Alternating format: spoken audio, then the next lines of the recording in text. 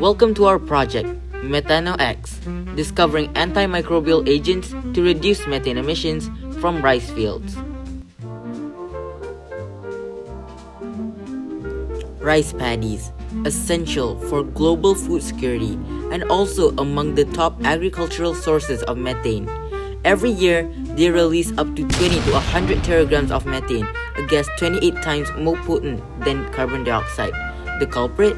Methanogen archaea, microbes that thrive in flooded soils. Climate change demands action, but conventional solutions like alternate wetting and drying or SRI don't always work, especially for small-scale farmers. We need a better answer, one that's smart, sustainable, and surprisingly fruity. Wow! What if fruit waste could be the solution?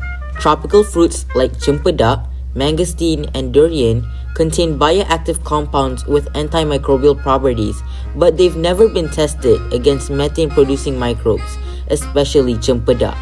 We used machine learning to explore their potential.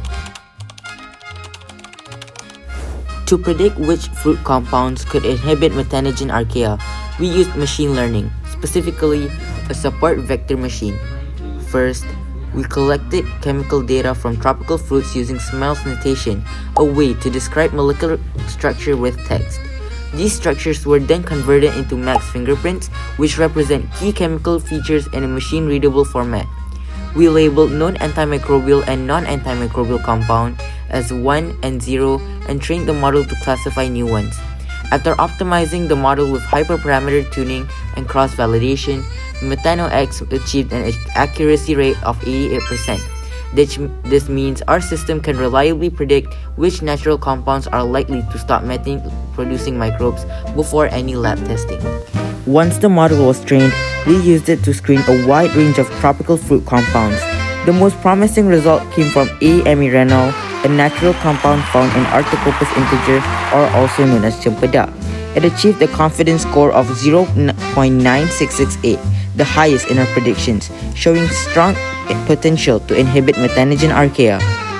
Other effective compounds included gallic acid from Spondius dulcis, also known as kedondong, and phenol from Artocoppus altilis, also known as sukun. These discoveries support the use of eco-friendly, fruit-based antimicrobials as a new way to reduce methane emissions in rice paddies. Why does this matter globally? Methane is responsible for up to 30% of current global warming, and rice farming is a major source. The United Nations launched the Global Methane Pledge to cut methane emissions by 30% by 2030. Our project, MethanoX, directly supports that goal. If fruit-based antimicrobials like A. amiranol were used widely in rice paddies, we could potentially reduce up to 60 teragrams of methane per year.